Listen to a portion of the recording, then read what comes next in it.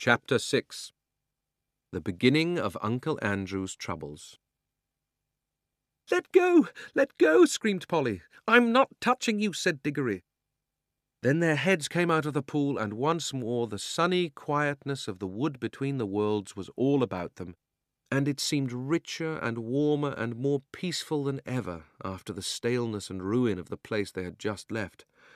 I think that if they'd been given the chance, they would again have forgotten who they were and where they came from, and would have lain down and enjoyed themselves half asleep, listening to the growing of the trees. But this time there was something that kept them as wide awake as possible, for as soon as they had got out onto the grass, they found that they were not alone. The Queen, or the witch, whichever you like to call her, had come up with them, holding on fast by Polly's hair. That was why Polly had been shouting out, "Let go!" This proved, by the way, another thing about the rings which Uncle Andrew hadn't told Diggory, because he didn't know it himself. In order to jump from world to world by using one of those rings, you don't need to be wearing or touching it yourself. It is enough if you are touching someone who is touching it. In that way they work like a magnet, and everyone knows that if you pick up a pin with a magnet, any other pin which is touching the first pin will come too. Now that you saw her in the wood, Queen Jadis looked different. She was much paler than she had been, so pale that hardly any of her beauty was left, and she was stooped and seemed to be finding it hard to breathe, as if the air of that place stifled her. Neither of the children felt in the least afraid of her now. Let go of my hair," said Polly. "What do you mean by it?" "Here, let go of her hair, at once," said Diggory. They both turned and struggled with her. They were stronger than she, and in a few seconds they had forced her to let go. She reeled back, panting, and there was a look of terror in her eyes. "Quick, Diggory," said Polly. "Change rings and into the home pool." "Help! Help! Mercy!" cried the witch in a faint voice, staggering after them. "Take me with you. You cannot mean to leave me in this horrible place. It is killing me." "It's a reason of state," said Polly spitefully, "like when you killed all those people in your own world. Do be quick, Diggory." They had put on their green rings, but Diggory said, "Oh, bother, what are we to do?" He couldn't help feeling a little sorry for the Queen. "Oh, don't be such an ass," said Polly. 10 to 1 she's only shamming. Do come on." And then both children plunged into the home pool. It's a good thing we made that mark, thought Polly. But as they jumped, Diggory felt that a large, cold finger and thumb had caught him by the ear, and as they sank down and the confused shapes of our own world began to appear, the grip of that finger and thumb grew stronger. The witch was apparently recovering her strength. Diggory struggled and kicked, but it was not of the least use. In a moment they found themselves in Uncle Andrew's study, and there was Uncle Andrew himself staring at the wonderful creature that Diggory had brought back from beyond the world. And well he might stare. Diggory and Polly stared too. There was no doubt that the witch had got over her faintness, and now that one saw her in our own world, with ordinary things around her, she fairly took one's breath away. In Charn she had been alarming enough. In London she was terrifying. For one thing, they had not realized till now how very big she was. Hardly human was what Diggory thought when he looked at her, and he may have been right, for some say there is giantish blood in the royal family of Charn. But even her height was nothing compared with her beauty, her fierceness, and her wildness. She looked 10 times more alive than most of the people one meets in London. Uncle Andrew was bowing and rubbing his hands and looking, to tell the truth, extremely frightened. He seemed a little shrimp of a creature beside the witch. And yet, as Polly said afterwards, there was a sort of likeness between her face and his, something in the expression. It was the look that all wicked magicians have, the mark, which Jadis had said she could not find in Diggory's face. One good thing about seeing the two together was that you would never again be afraid of Uncle Andrew, any more than you'd be afraid of a worm after you'd met a rattlesnake, or afraid of a cow after you'd met a mad bull. "Pooh," thought Diggory to himself. "Him a magician? Not much. Now she's the real thing." Uncle Andrew kept on rubbing his hands and bowing. He was trying to say something very polite, but his mouth had gone all dry so that he could not speak.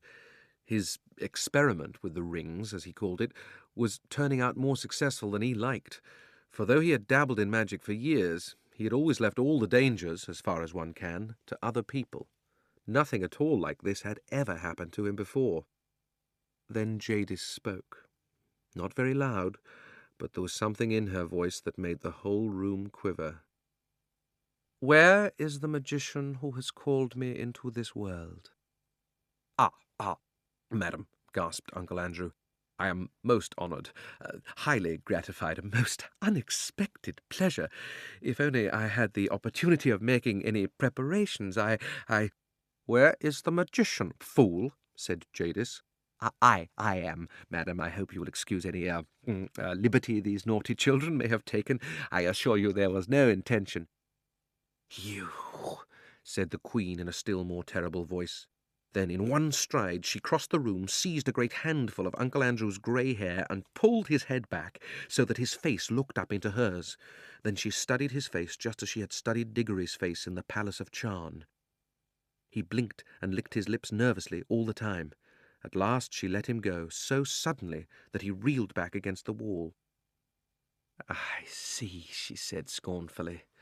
"You are a magician, of a sort. Stand up, dog, and don't sprawl there as if you were speaking to your equals. How do you come to know magic? You are not of royal blood, I'll swear." "Well, not perhaps in the strict sense," stammered Uncle Andrew. "Not exactly royal, ma'am. The Kettleys are, however, a very old family, an old Dorsetshire family, ma'am." "Peace," said the witch. "I see what you are. You are a little piddling magician who works by rules and books. There is no real magic in your blood and heart. Your kind was made an end of in my world 1,000 years ago. But here I shall allow you to be my servant." "I should be most happy, delighted to be of any service, a pleasure, I assure you." "Peace! You talk far too much. Listen to your first task. I see we are in a large city. Procure for me at once a chariot, or a flying carpet, or a well-trained dragon, or whatever is usual for royal and noble persons in your land. Then bring me to places where I can get clothes and jewels and slaves fit for my rank. Tomorrow I will begin the conquest of the world." I'll go and order a cab at once," gasped Uncle Andrew. "Stop," said the witch just as he reached the door. "Do not dream of treachery. My eyes can see through walls and into the minds of men. They will be on you wherever you go. At the first sign of disobedience, I will lay such spells on you that anything you sit down on will feel like red-hot iron, and wherever you lie in a bed there will be invisible blocks of ice at your feet. Now go." The old man went out looking like a dog with its tail between its legs. The children were now afraid that Jadis would have something to say to them about what had happened in the wood. As it turned out, however, she never mentioned it either then or afterward. I think, and Diggory thinks too, that her mind was of a sort which cannot remember that quiet place at all, and however often you took her there, and however long you left her there, she would still know nothing about it. Now that she was left alone with the children, she took no notice of either of them. And that was like her, too. In Charn she had taken no notice of Polly, till the very end, because Diggory was the one she wanted to make use of. Now that she had Uncle Andrew, she took no notice of Diggory. I expect most witches are like that. They're not interested in things or people unless they can use them. They are terribly practical. So there was silence in the room for a minute or two, but you could tell by the way Jadis tapped her foot on the floor that she was growing impatient. Presently she said, as if to herself, "What is the old fool doing? I should have brought a whip." She stalked out of the room in pursuit of Uncle Andrew without one glance at the children. "Phew," said Polly, letting out a long breath of relief. "And now I must get home. It's frightfully late. I shall catch it." "Well, do come back as soon as you can," said Diggory. "This is simply ghastly having her here. We must make some sort of plan." "That's up to your uncle now," said Polly. "It was he who started all this messing about with magic." "All the same, you will come back, won't you? Hang it all, you can't leave me alone in a scrape like this." "I shall go home by the tunnel," said Polly, rather coldly. "That'll be the quickest way. And if you want me to come back, hadn't you better say you're sorry?" "Sorry?" exclaimed Diggory. "Well, now, if that isn't just like a girl. What have I done?" "Oh, nothing, of course," said Polly sarcastically. "Only nearly screwed my wrist off in that room with all the waxworks like a cowardly bully. Only struck the bell with the hammer like a silly idiot. Only turned back in the woods so that she had time to catch hold of you before we jumped into our own pool, that's all." "Oh," said Diggory, very surprised. "Well, all right. I'll say I'm sorry, and I really am sorry about what happened in the waxworks room. There. I've said I'm sorry. And now do be decent and come back. I shall be in a frightful hole if you don't." "I don't see what's going to happen to you. It's Mr. Ketley who's going to sit on red-hot chairs and have ice in his bed, isn't it?" "It isn't that sort of thing," said Diggory. "What I'm bothered about is Mother. Suppose that creature went into her room, she might frighten her to death." "Oh, I see," said Polly in rather a different voice. "All right, we'll call it Pax. I'll come back, if I can, but I must go now."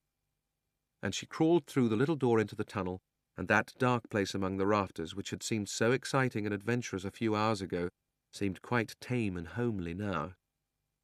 We must now go back to Uncle Andrew. His poor old heart went pit-a-pat as he staggered down the attic stairs, and he kept on dabbing at his forehead with a handkerchief. When he reached his bedroom, which was on the floor below, he locked himself in. And the very first thing he did was to grope in his wardrobe for a bottle and a wine-glass, which he always kept hidden there, where Auntie Letty could not find them. He poured himself out a glassful of some nasty, grown-up drink, and drank it off at one gulp. Then he drew a deep breath. "'Pon my word," he said to himself, "I'm dreadfully shaken. Most upsetting, and at my time of life." He poured out a second glass and drank it too. Then he began to change his clothes. You have never seen such clothes, but I can just remember them.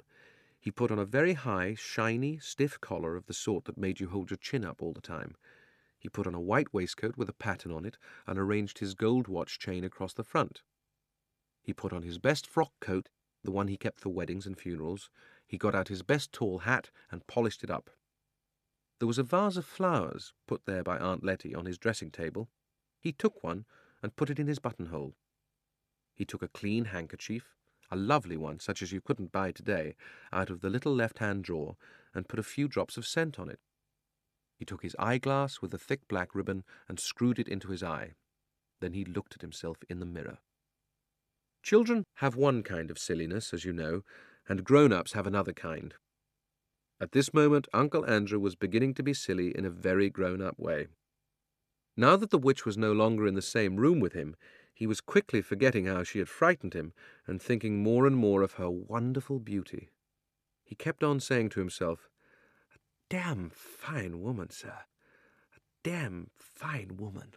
A superb creature." He had also somehow managed to forget that it was the children who had got hold of this superb creature. He felt as if he himself, by his magic, had called her out of unknown worlds.